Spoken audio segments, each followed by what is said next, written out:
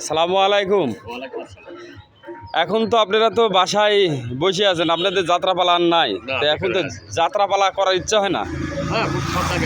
তো যাক, যাত্রাপালা ইচ্ছে, আপনার যাত্রাপালা করার ইচ্ছে জাগুক বা করেন সামনে।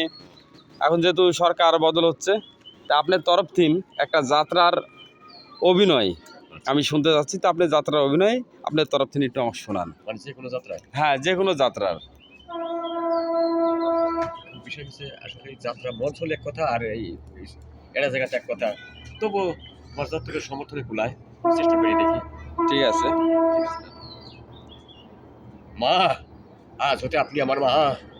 যদি শয়তান, ওই শয়তানদের হাত থেকে যদি বাঁচতে পারি, খোদা মেহেরবান যদি আমাদের বাঁচিয়ে রাখেন, তাহলে আমরা দেশ ছেড়ে বিদেশে চলে যাচ্ছি। যদি খোদা মেহেরবান আমাদের বাঁচিয়ে রাখেন, তাহলে ফিরে এসেই ওই শয়তানদের হত্যা করে পারি যদি মাকে মায়ের আসনে বসাতে।